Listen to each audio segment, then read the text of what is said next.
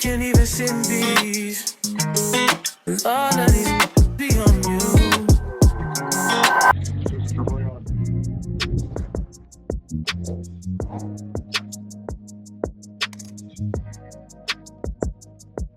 Yeah, spicy like a motherfucker, but I'm sweet. Hey y'all, welcome to my channel. If you are new here, my name is Deanna, but you can call me Clutch. I'm your go-to Loctician educator and YouTuber that's your connect for Locs, lifestyle, business, and content. If you like even one of those things I listed, be sure to subscribe. And if you aren't new here, welcome back, Clutch Nation. Thank you for everyone's support, and don't forget to like, comment a purple heart, hype, and share. Now let's get into today's video. If you notice from the title and thumbnail, I'm introducing a new series called the Locumentary Series. The Locumentary Series is where I document my client's full journey from the consultation up until they're with me with their permission, so we can see the progression of how their locks grows, any fixes or issues during the duration of their lock journey. And this allows not only my client and myself seeing the progression of the journey, but also allows any future clients or the audience to gauge a proper understanding on how locks mature or operate throughout the journey. So to start off this series, we have Miss S. She is here for her consultation, and as you can see here, she came with all this beautiful hair. Now my intention was to document the live dialogue, but we went straight into talking about our lives, and I went straight into examining her hair because I also service and started 3 of her family members, to include 2 sisters and her daughter's locks. So she knew she wanted me to start her locks, and she was just waiting on me to open up for new install clients. She even said she would start her locks without the consultation if she could, but we don't want to do that because the whole point of a consultation is to have an initial conversation to discuss any hair goal, lock goals, the lifestyle of the client, hair condition, even my policies and how I do things, because this is essentially an interview process, so she can get to know me and learn that I'm a quality loctician, and vice versa. I get to learn her to learn that she is a quality client. I usually sit face to face with a client during the initial conversation, but because she knew for a fact that she wanted me to start her locks and she had a crazy long hair, and my consultations are only an hour long, I went ahead and just started examining and having a conversation with her because I wanted to make sure I got her out in time. To examine the hair, first I go through and part through the hair to find any texture or density changes throughout her hair, and also any like scalp flare-ups or any dandruff or anything like that. For my client specifically, she has loose curl hair, but the back is a little bit more coarse, and also the back is medium/high density, but the front is a little bit more of a thinner density, and especially more towards the front right. A client having texture and density changes is very normal. When a client deals with density changes, this just lets me know that I can either make the whole head one larger size, so I don't have to adjust a smaller size to a larger size to compensate for a thinner area of the head, or I can make the higher density areas the small size that I plan to use, and then just adjust the size to be larger only in the areas that need to have larger locks, rather than making the full head have larger locks, if that makes sense. After examining the whole head, I now measure different areas of the head to get an average length of the hair length. I use a tape measure, and I also make sure it is white so I can see if there are any split ends, and to see if they're bad enough that they need to be trimmed, or if they're good and I can still do the install. So her length was a total of 14 inches, but honestly it got down to the 15, but the split ends were about an inch, so I just kept it around 14. But I told her she did not have to cut her ends, so we were good to go on that. The reason we measure is because lock installs typically have a starting price and a starting length. Starting price and starting lengths vary between loctician based off, or should be based off, skill level, loctician, the loctician, location, and the technique. For example, my starting price as a beginner loctician was way lower compared to my starting prices now.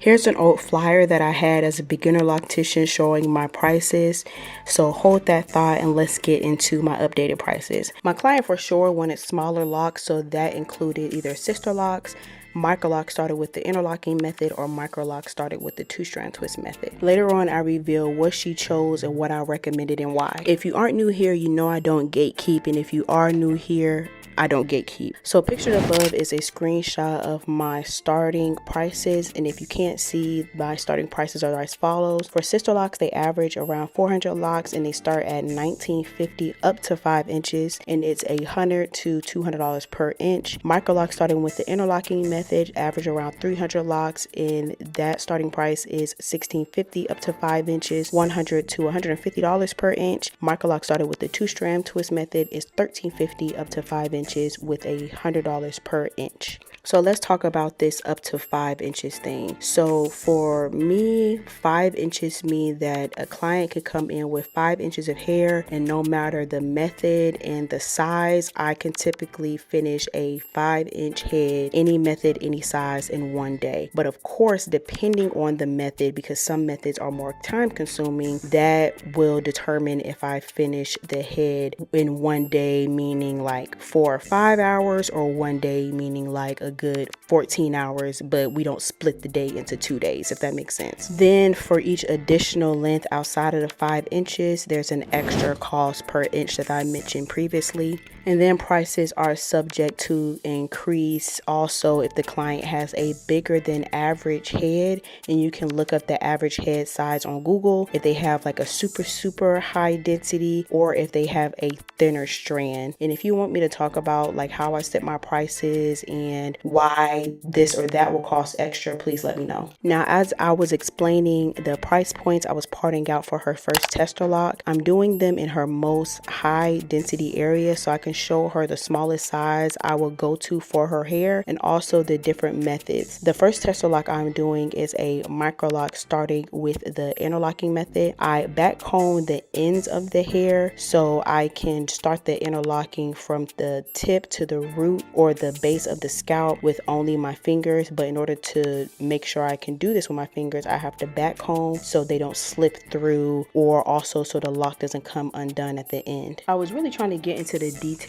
on how to start a lock with interlocking, because I am tired of people starting locks with only 2-strand twists or braids when it doesn't fit everybody's hair type or hair texture or hair length. But my camera was blurring super bad, so I'm going to put that on pause and come back with a detailed video to show you how to start interlocking. When you start a lock with interlocking, you use your fingers to do the chosen rotation, but typically I start a whole new interlocking install with the 4-point rotation, and then after first maintenance I retie with the chosen rotation. Let's talk about the importance of tester locks. Tester locks are exactly what they are described to be. They are test locks. You are installing these locks or getting these locks installed during the consultation. So one, the client can see the different sizes and how they look on their hair so they can make an informed decision, and 2, so the loctician can install different sizes and methods to figure out what works best with the hair. But as a seasoned loctician, over time you'll be able to just look at the client's hair, feel it, to see exactly what method or methods work best for them, just simply because you will encounter many different clients with many different hair types. So you will be bound to duplicate a certain hair type, maybe not the same density, but same hair types. Sometimes you will come across them again and again. And let's talk about that real quick. So what I mean by that is I've been doing a lot of different hair types and installing different methods on pretty much all hair types there is, except the white folks. But I noticed with the looser curl hair, even though a lot of those clients, they love to get the 2-strand twist Microlocks, honestly that is not the best type of installation for loose type hair, but you can do it. However, the longer it gets, honestly a lot more issues and troubles come with the 2-strand method when it comes to loose curl hair. But for example, for a more coily 4 type hair, they would be perfect for 2-strand twists because they have a tighter coil and you're not going to have a bunch of mishaps compared to somebody with a looser curl. So I know I talked about I told her what I would recommend for her hair, even though I did install all the different methods that she wanted during the tester locks. I personally recommended from experience that we do either Sisterlocks or start Microlocks with the interlocking method, because due to her hair type and her length, that the 2-strand twist honestly would not work work out best with her hair. We will have to be doing a lot of washing her hair and repairing and a lot of retwisting because of the length. Whereas if you start with interlocking, you're not really dealing with all that, and then you'll be able to catch any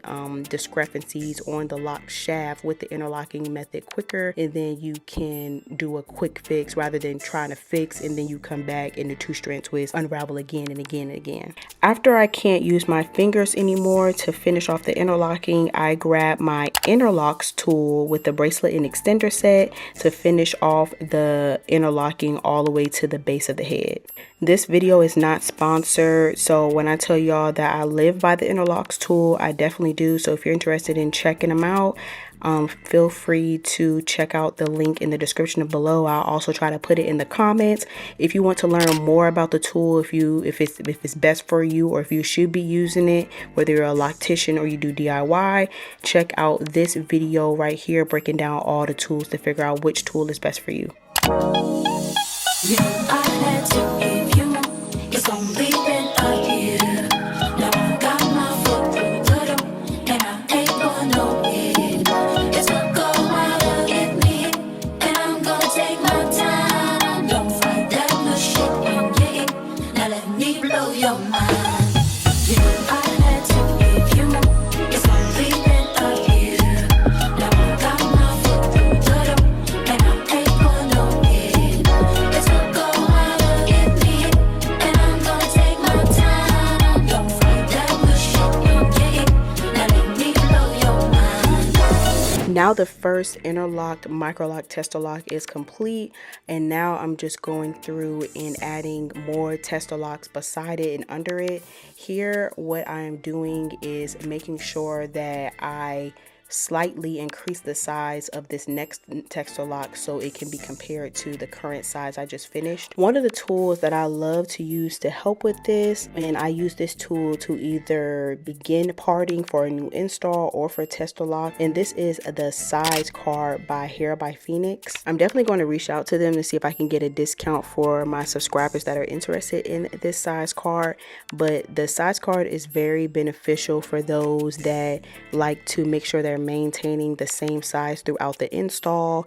Me personally, I use it at the beginning because I can easily eyeball my sizes after a few rows. I personally have always been against size cards because I feel like that people depend on them too much, or sometimes they give a size that is not supposed to be for a specific client's hair texture or characteristics of their hair. It doesn't really align. So me personally, I do not use those smaller sizes on the size card. I mainly use the two bigger ones, and if I'm going to go bigger from that, I can eyeball it from there and make them tad bit bigger from there. I'm also the same with row count charts. I don't like when there are charts and they have a specific number of rows or the amount of locks that it is supposed to be in a head, because people will take that literally rather than just using it as a guide and do maybe a give or take thing depending on the head size or what's going on with the client's hair specifically. So I say all that to say, do not use a size card or a row chart guide as like law. Make sure you trust your instincts and go by what's best for the client's head. So me personally, I never really use size cards, and I just went off eyeballing it and what was best for the client's head. You can't even sit in peace. All of these be on you.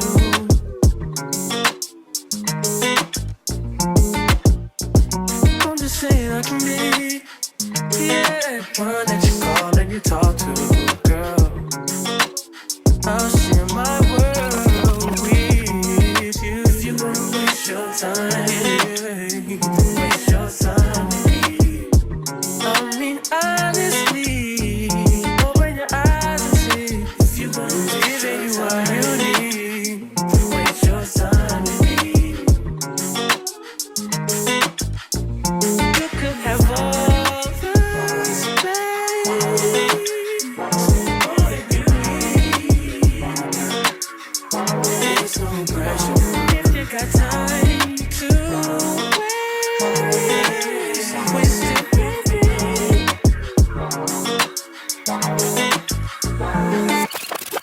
And I ain't worried about them. Girl, you all that I see.